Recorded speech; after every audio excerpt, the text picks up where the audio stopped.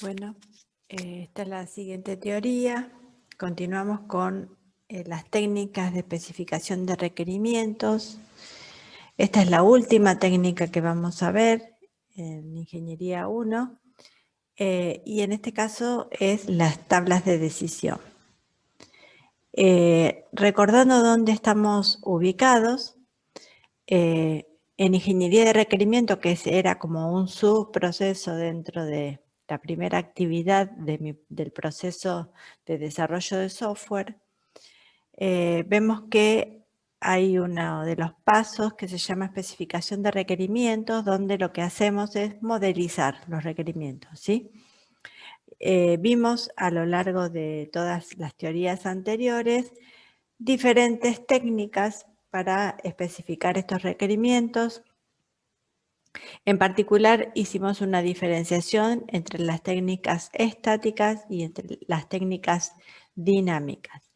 Las técnicas estáticas, que no vemos en esta materia, pero tienen la distinción de que describen el sistema a través de las entidades, objetos, atributos y relaciones, pero lo que las describe más claramente es que no describen cómo las relaciones cambian con el tiempo, ¿sí? Cuando el tiempo en lo que nosotros tenemos que especificar no es un factor preponderante, estas técnicas son útiles. Por ejemplo, referencia indirecta, relaciones de recurrencia, definiciones axiomáticas, expresiones regulares, abstracciones de datos. Todas esas son técnicas de especificación de requerimientos estáticas. Y las otras que diferenciamos son las técnicas dinámicas. Las técnicas dinámicas se diferencian justamente de las anteriores porque describen al sistema o a los requerimientos en función de los cambios que ocurren a lo largo del tiempo, ¿sí? Entonces, se considera que el sistema está en un estado particular hasta que algún estímulo o algo que sucede, lo cambia de estado, ¿sí? Estas técnicas de especificación de requerimientos, las que vimos hasta ahora, fueron el DTE, o diagrama de transición entre estados, o tablas de transición de estados, redes de Petri, ¿sí? Y hoy vamos a ver a las tablas de decisión.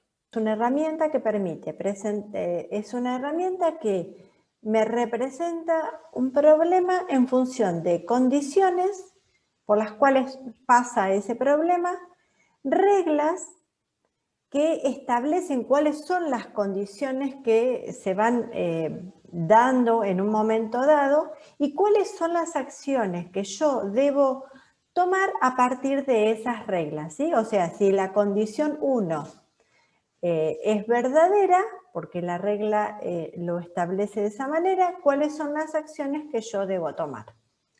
Entonces, las tablas de decisión vamos a definir, al sistema en función de condiciones satisfechas por un sistema, reglas que van a reaccionar ante estímulos cuando una condición es verdadera o no, y cuáles son las acciones que debo tomar dado que se brinden o que se dicten esas reglas.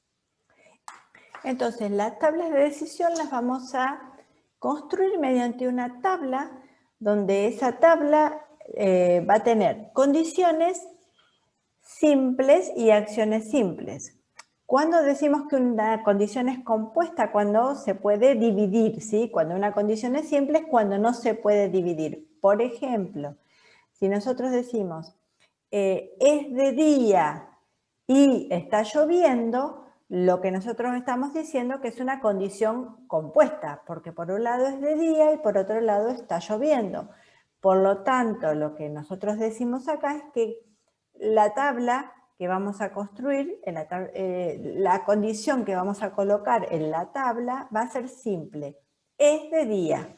Por otro lado, va a haber otra condición que será, está lloviendo, ¿sí? Pero no vamos a colocar las condiciones compuestas como está lloviendo, es de día y está lloviendo, sino por separado.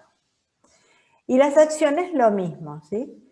Entonces, cada condición va a tomar valores verdadero o falso, ¿sí? Por ejemplo, es de día, va a ser verdadero o va a ser falso, ¿sí? Y está lloviendo, va a ser verdadero o va a ser falso. ¿Cuántas reglas voy a tener? La cantidad de reglas está establecido a partir de las condiciones que nosotros tengamos. Hay 2 a la n reglas, donde n es la cantidad de condiciones. Si yo tengo 2 condiciones, voy a tener 2 al cuadrado reglas, ¿sí? ¿Cómo vamos a construir esta tabla? A partir de un enunciado que va a ser nuestro problema, que es lo que nosotros tenemos que modelizar, vamos a tener que identificar las condiciones y las acciones y construir la tabla, ¿sí? Teniendo en cuenta ciertos requerimientos, ciertas pautas establecidas para que nuestra tabla quede completa. Primero, si hay condiciones que son opuestas, debe colocarse una de ellas porque la negativa se obtendrá por la otra, ¿sí? Yo no puedo poner es de día y no es de día, porque es la negación o es la falsa de la anterior, ¿sí? Y las condiciones deben ser atómicas o simples, como dijimos recién. Y construimos las reglas. Entonces, por ejemplo, vamos a modelizar una tabla, ¿sí? Con el problema de remisión de mercadería con las siguientes consideraciones. Si el comprador no es cliente, se imprime un mensaje de aviso y no se remite. Si no hay stock y el comprador es cliente, no se remite. Si hay stock y el comprador es cliente, se remite. Bueno, ¿cómo se construye o cómo se llena la tabla? A partir de un enunciado voy a identificar las condiciones por las cuales pasa nuestro problema y las acciones a tomar. Y vamos a completar esta tabla teniendo en cuenta ciertas pautas que no debemos dejar de lado. Si hay condiciones que son opuestas, debe colocarse una de ellas, ¿sí? Generalmente la afirmativa, porque la negativa se obtendrá cuando la condición afirmativa es falsa, ¿sí? Por lo tanto, siempre ponemos la afirmativa. Y por otro lado, las condiciones deben ser atómicas, que eso ya lo dijimos, que tiene que ver con cuando la condición es simple, ¿sí? Es un solo valor. Y construimos las reglas a partir de estas condiciones y estas acciones. Vamos a ver un ejemplo. Vamos a hacer un ejemplo. Este ejemplo de la tabla de decisión que vamos a realizar es modelizar. Vamos a modelizar el problema de remisión de mercadería con las siguientes consideraciones. Si el comprador no es cliente, se imprime un mensaje de aviso y no se remite. Si no hay stock y el comprador es cliente, no se remite. Si hay stock y el comprador es cliente, se remite. Con esto, lo primero que tenemos que hacer es identificar las condiciones y las acciones. Fíjense que en el primer párrafo dice, si el comprador no es cliente, se imprime un mensaje de aviso y no se remite. Por lo tanto, una de las condiciones para nosotros sería que el comprador sea cliente, ¿sí? Ya que vamos a establecer las condiciones de manera afirmativa.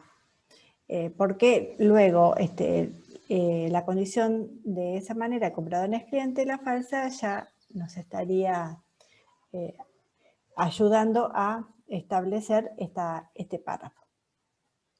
Luego dice que si no hay stock y el comprador es cliente, no se remite. Por lo tanto, también acá hay otra condición que dice que tenemos que ver si hay stock, ¿sí? Entonces, la otra condición que ya hemos establecido para generar esta tabla de decisión es hay stock. Luego, el tercer párrafo dice si hay stock y el comprador es cliente, se remite. Por lo tanto, ya habríamos encontrado las dos condiciones que necesitamos. Serían es cliente y hay stock. Ahora, una vez que tenemos las condiciones definidas, tendríamos que definir las acciones.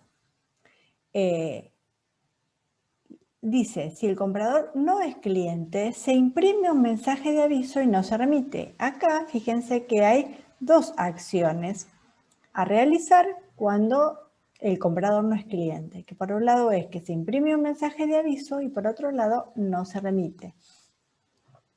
Ahí ya tenemos dos acciones. Luego dice, si no hay stock y el comprador es cliente, no se remite. Esa acción ya la tenemos establecida, por lo tanto no agregaríamos nada. Y luego, el tercer párrafo dice, si hay stock y el comprador es cliente, se remite. En este caso, la acción de se remite la vamos a agregar, ¿sí? Entonces tendríamos, en este caso, 3 acciones para las dos condiciones anteriores. No hay un número de acciones a asignar para cada condición, ¿sí? Pueden ser las acciones que sean necesarias. Ahora lo que nos falta es establecer las reglas, ¿sí? Recuerden que las reglas se establecen como vamos a tener, ¿qué cantidad de reglas? 2 a la n reglas, ¿sí? Donde n son la cantidad de condiciones. En este caso tenemos 2 condiciones, por lo tanto tenemos 4 reglas. Le asignamos los valores de verdad a cada una de las reglas y generamos nuestra tabla de decisión asignándole a cada condición, dadas las reglas, qué acción debemos tomar. Entonces, para la primera regla dice que es cliente, el cliente es verdadero y hay stock. ¿Qué pasa cuando es cliente y hay stock? Dice que si hay stock y el comprador es cliente, se remite, ¿sí? Fíjense que le pusimos una cruz a la acción se remite. Luego, la siguiente regla, es cliente, ¿sí? O sea, la condición es cliente es verdadera, por lo tanto es cliente y no hay stock, porque fíjense que la condición hay stock es falsa, por lo tanto no hay stock. Entonces, es cliente y no hay stock, ¿sí? Lo que tenemos que hacer es no se remite, que sería el segundo párrafo. Luego, la tercera regla dice que es cliente es falso, significa que no es cliente, y hay stock, significa que sí, que hay stock, pero como no es cliente, tendríamos que mirar en el primer párrafo, en la primera oración, que dice que si el comprador no es cliente, se imprime un mensaje de aviso y no se remite. Entonces, imprimimos el mensaje de aviso y no remitimos.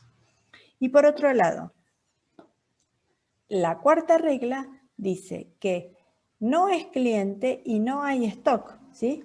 Entonces, al no ser cliente, nuevamente nos remitimos a la primera oración que dice que debemos imprimir un mensaje de aviso y no se remite. Luego, una vez que tenemos definida la tabla de decisión, tenemos que establecer ciertas reglas o debemos tener en cuenta ciertas cosas para que la tabla de decisión sea correcta. Primero tenemos que tener en cuenta que la especificación sea completa. ¿Qué significa? Que para cada una de las reglas debe tener una acción designada. Fíjense que acá no tenemos, para cada una de las columnas tenemos una acción, tenemos una cruz establecida, ¿sí? Hemos puesto una cruz en cada una de las columnas. Por lo tanto, nuestra tabla tiene sus especificaciones completas, ¿sí? O sea, para cada acción, para cada regla hay una acción establecida. Luego, lo que también tenemos que mirar es que las especificaciones no sean redundantes, ¿sí? ¿Qué significa eso? Y contradictorias, por otro lado. Las redundantes dice que son aquellas que marcan para reglas que determinan las mismas condiciones, acciones iguales. Y por otro lado, las contradictorias son aquellas que especifican para reglas que determinan las mismas condiciones, acciones distintas. Ahora lo vamos a ver. Las acciones redundantes significa, fíjense en la tabla de la izquierda, las dos últimas columnas, donde para las mismas condiciones, dados los mismos valores de verdad de las reglas, fíjense que C1, C2 y C3 tienen los mismos valores y tienen las mismas acciones establecidas, por lo tanto es redundante, ¿sí? Una de las dos columnas está de más. Por otro lado, tenemos que para la tabla que está a la derecha, fíjense que tanto C1, C2 y C3 tienen los mismos valores de verdad, pero fíjense que en la columna de la izquierda, verde, la primera de la izquierda, verde, tiene una asignación de acciones que es A2 y A3. Y sin embargo, la columna de más de la derecha, la verde, tiene una asignación de acciones A1. Por lo tanto, dadas las mismas condiciones, tiene diferentes acciones. Por lo tanto, es contradictoria, ¿sí? ¿Cuáles son las acciones que debemos establecer dadas las condiciones que tenemos arriba? Son A2 o A3 o A1, ¿sí? Por lo tanto, esta tabla de decisión estaría mal establecida. No debemos tener reglas con contradictorias. Pero hay otra forma también de encontrar redundancia, ¿sí? Que es cuando, por ejemplo, dada una condición 1, como vemos en la tabla esta de más abajo, que tiene un valor de sí, es verdadero, y la condición 2 es verdadero y falso, o sí y no. Fíjense que, dada la condición 1 es sí, y la condición 2 es sí y no, pero la acción es exactamente la misma. ¿Qué significa? Que no importa el valor que tenga, si es sí o no, o verdadero o falso, que tenga la condición 2, la acción siempre es la misma, ¿sí? Por lo tanto, lo que podemos hacer es reducir la complejidad de esta tabla, como se muestra en la tabla de la derecha, ¿sí? Significa que la condición 1 tiene que ser sí, o tiene que ser verdadera, pero la condición 2 no importa, ¿sí? No importa el valor que tenga la condición 2, siempre se va a tomar la acción 1, ¿sí? Ahí lo que estamos haciendo es reduciendo la complejidad de nuestra tabla. En nuestro caso, en nuestra tabla ejemplo, fíjense que las dos últimas columnas que se ven en la tabla, en la más grande, fíjense que si no es cliente, no importa si hay stock, porque fíjense que en la primera columna dice no es cliente y sí hay stock, y en la segunda columna dice no es cliente y no hay stock. Las acciones son exactamente las mismas. Por lo tanto, ¿qué significa esto? Que no me importa si hay stock o no hay stock, cuando no es cliente, siempre tengo que imprimir el mensaje de aviso y tengo que no remitir. Por lo tanto, ¿qué puedo hacer con esta tabla de decisión? La puedo reducir su complejidad y entonces las reglas me quedan de la manera en cómo está en la tabla de la más a la derecha, donde lo que puse fue juntar las dos últimas columnas y colocar una sola donde digo que no es cliente, No me importa, el signo este de menos significa como que no me importa cuál es el valor de verdad que tiene la condición iStock. Lo que sí tengo que hacer es imprimir el mensaje de aviso y remitir. De esa manera lo que hicimos fue reducir la complejidad. Vamos a presentar otro ejemplo para poder encontrar o reconocer las condiciones y las acciones dado otro problema. Primero lo que tenemos que hacer entonces es identificar las condiciones y las acciones dado nuestro problema. El problema es un poquito más extenso y dice, se quiere determinar el incremento en el salario de los empleados de acuerdo con estos criterios. Si el empleado es altamente productivo, tendrá un plus de productividad. Si el empleado es encargado de su grupo, tendrá un plus de encargado. Si el empleado ha cometido una infracción grave durante ese mes, le será eliminado cualquier plus que pudiera tener y se le descontará un 10% de su salario. Cuando tenemos este problema, lo primero que tenemos que hacer, dijimos, fue identificar las condiciones. Las condiciones están muy claras en este caso. ¿Por qué? En el primer punto, en el primer ítem, dice que si el empleado es altamente productivo, tendrá un plus de productividad. Por lo tanto, el empleado altamente productivo es una condición, ¿sí? El empleado es altamente productivo. Luego, en el otro ítem, dice si el empleado es encargado de su grupo, tendrá un plus de encargado. Por lo tanto, la siguiente condición que ya reconocemos es el empleado es encargado de su grupo. Y por último, en el último ítem dice, si el empleado ha cometido una infracción grave durante ese mes, se le será así eliminado cualquier plus que pudiera tener y se le descontará un 10% de su salario. Por lo tanto, la última condición que hemos encontrado es el empleado ha cometido una infracción grave. Estas serían entonces las condiciones que reconocemos en este problema. ¿Cuáles serían las acciones?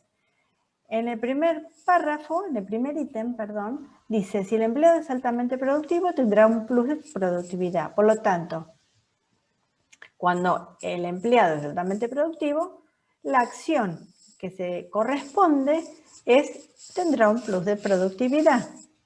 Luego, el empleado es encargado de su grupo, tendrá un plus de encargado. La acción tendrá un plus de encargado, o se le asignará un plus de encargado. Si el empleado ha cometido una infracción grave, le será eliminado cualquier plus que pudiera tener y se le descontará un 10%. Acá tenemos dos acciones. Recuerden que las acciones siempre tienen que ser simples, por lo tanto, reconocemos dos acciones. Que vamos a eliminar cualquier plus que tuviera y además se le descuenta el 10% de su salario. ¿Sí? Una vez que tenemos las condiciones y las acciones, lo que ahora tenemos que hacer es generar la tabla. Fíjense que tenemos 3 condiciones, por lo tanto, la cantidad de reglas que necesitamos o que se van a presentar son 2 al cubo, 2 a la 3. Por lo tanto, son 8 reglas, ¿sí? Y entonces le asignamos los valores de verdad a las reglas y a medida que le vamos asignando los valores de verdad a cada una de las condiciones y dadas las reglas, vamos asignándole las acciones.